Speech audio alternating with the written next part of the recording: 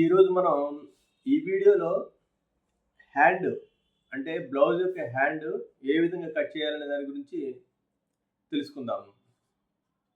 ఈ హ్యాండ్ పొడవు వచ్చి లూజ్ వచ్చి 11 అంగుళాలు.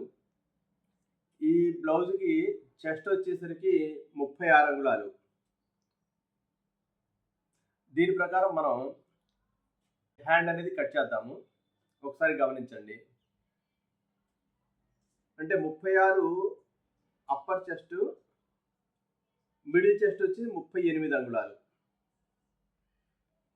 ఈ విధంగా ఉన్నాయి ఈ కొలతలు. మనకి హ్యాండ్కి కావాల్సిన ఇంతే కాబట్టి దీని ప్రకారం మనం కట్ చేద్దాం. ఫస్ట్ కింద మార్జిన్ తీసుకుందాము.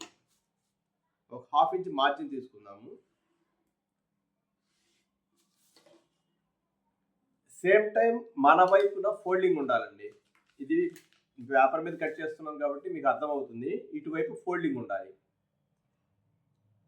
ఈ పక్కన 2 మడతలుగా ఉంటుంది. ఇక్కడ మన వైపు ఫోల్డింగ్ అనేది మన వైపు ఉండాలి. ఇప్పుడు కింద వైపున 1/2 ఇంచ్ మార్జిన్ ఇచ్చుకున్నాము. 11 అంగుళాలు. దీనికి మనం పైన భుజం వైపున ఒక 1/2 ఇంచ్ మార్జిన్ కావాలి కాబట్టి 11.5 పెట్టి మార్కింగ్ చేసుకున్నాము. ఇక్కడ నుంచి 3.5 అంగుళాలకి ఇంకో మార్కింగ్ చేసుకోవాలి. అంటే 3.5 అంగుళాలు ఎందుకంటే 36 చెస్ట్ కదా, ఇందులో 10వ భాగం 3.5. ఈ విధంగా మార్కింగ్ చేసుకున్న తర్వాత ఈ 2 లైన్లు కూడా మనం ఈ విధంగా స్ట్రైట్ లైన్స్ తీసుకోవాలి.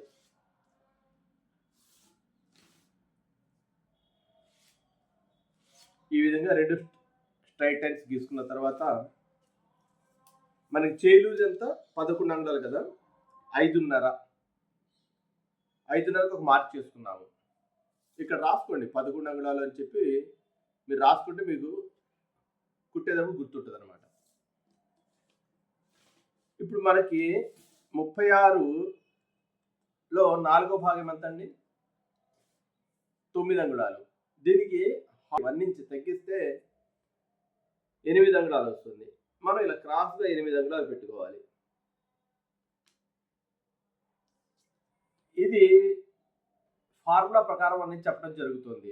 కొంతమందికి ఈ చంక లూజ్ తీసుకున్నప్పుడు అది సుమారుగా 8 నుంచి 8.5 అంగుళాల మధ్యలో ఉండొచ్చు.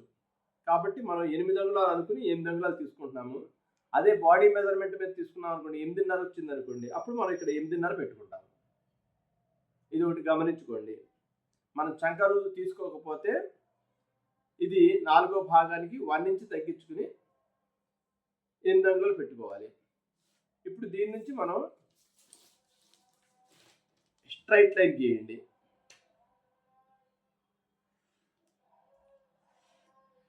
దీని నుంచి మనం 1.5 ఇంచ్ మార్జిన్ పెట్టుకుంటాము.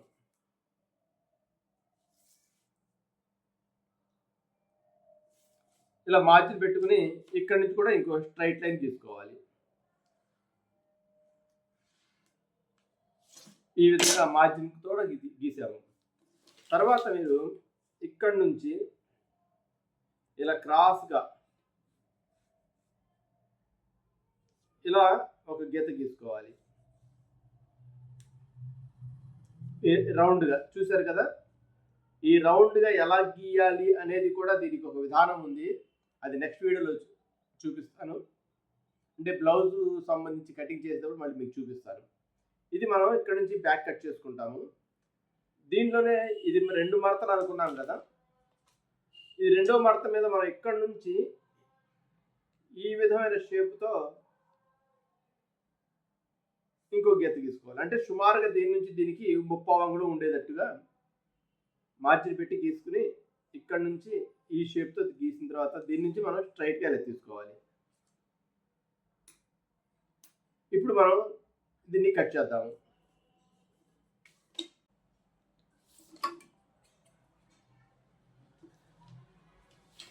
జాగ్రత్త చూడండి, ఈ విధంగా కట్ చేసుకోవాలి.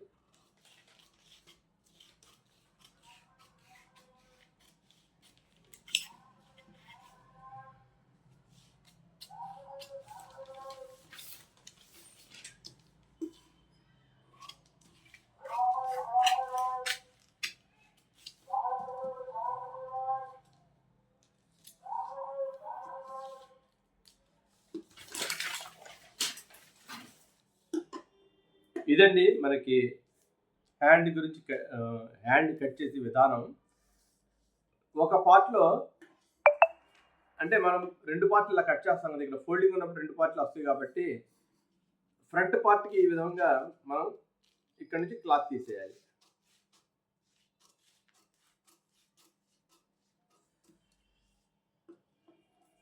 ఈ విధంగా అన్నమాట. ఇది బ్లౌజ్ యొక్క హ్యాండ్ కట్ చేసే విధానం. నా వీడియో చూస్తూ ఉండండి. నా ఛానల్ కొత్తగా చూసేవాళ్ళైతే నా ఛానల్ సబ్స్క్రైబ్ చేసుకోండి. Thank you. మళ్ళీ ఇంకో వీడియోతో కలుద్దాం.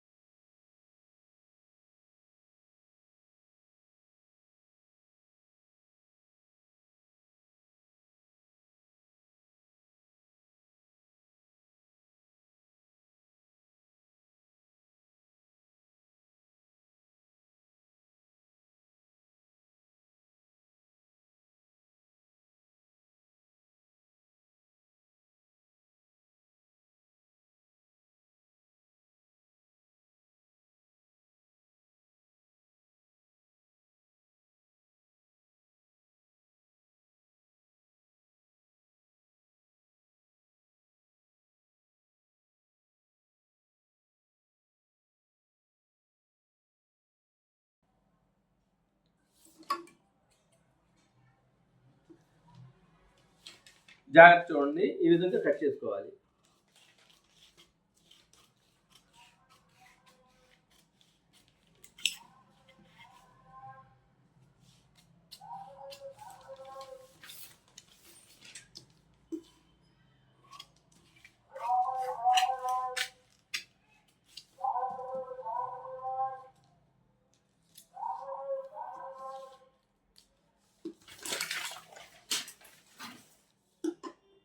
ఇదండి మనకి హ్యాండ్ కట్ చేసే విధానం.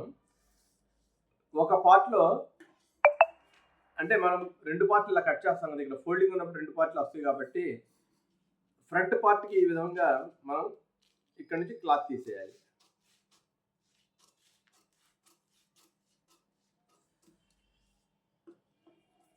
ఈ విధంగా అన్నమాట. ఇది బ్లౌజ్ యొక్క హ్యాండ్ కట్ చేసే విధానం. అయితే దీనికంటే ఇంకా బెటర్‌గా నేను క్లాత్ మీద కట్ చేసినప్పుడు మీకు చూపిస్తాను. ఈ వీడియో ఎవరో అడిగారు కాబట్టి ఇది వీడియో చేయటం జరిగింది. నెక్స్ట్ బ్లౌజ్ కటింగ్ చేసేటప్పుడు మీకు హ్యాండ్ అనేది ఎలా కట్ చేయాలి పర్ఫెక్ట్‌గా ఇంకా చూపిస్తాను. నా వీడియో చూస్తూ ఉండండి. నా ఛానల్ కొత్తగా చూసేవాళ్ళైతే నా ఛానల్ సబ్స్క్రైబ్ చేసుకోండి. Thank you. మళ్ళీ ఇంకో వీడియోతో కలుద్దాం.